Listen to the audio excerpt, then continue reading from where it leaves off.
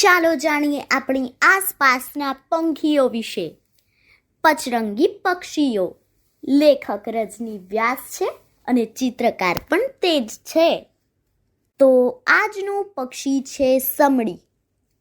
સમડી શિકારી પક્ષી છે.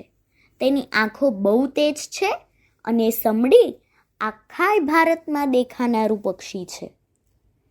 સમડીના નર અને માદા દેખાવે સરખા છે, પણ કદમાં માદા થોડી મોટી છે.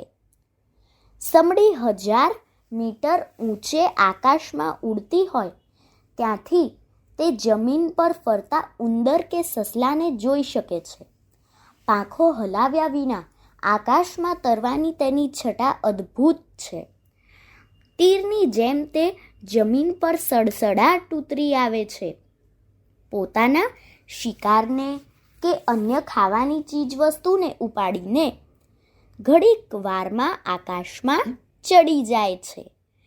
ચીલ ઝડપ શબ્દ તેથી જ વપરાતો થયો છે. પક્ષી જગતમાં સમડી ચોર ડાકુ ગણાય. મરઘી એટલે કે કુકડીના નાના બચ્ચાને પણ તે ઉઠાવી જાય છે.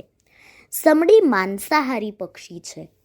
તે ખોરાકમાં અળસિયા, ગરોળી, સાપ, ઉંદર, તીડ, માંસ, માછલી, અશક્ત પંખીઓ ખાઈ જાય છે.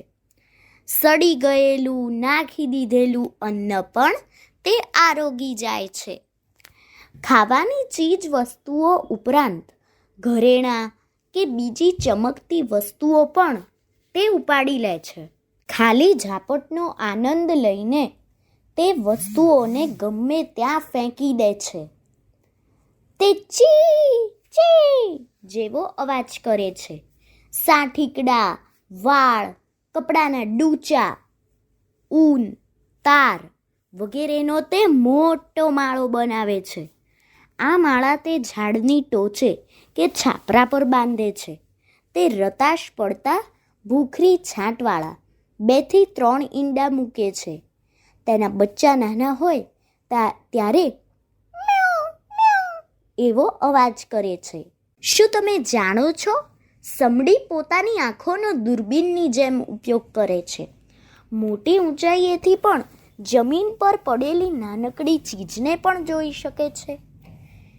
જ્યારે પણ એ પોતાને ખાવા માટેની કોઈ ચીજ જોવે છે ત્યારે તે પોતાની પાંખો સંકોરી લે છે અને નીચેની તરફ ઢળવા માંડે છે, જેને કારણે તેની ઉડવાની ઝડપ ઓછી થઈ જાય છે અને નીચે જમીન તરફ ઉતરવા માંડે છે.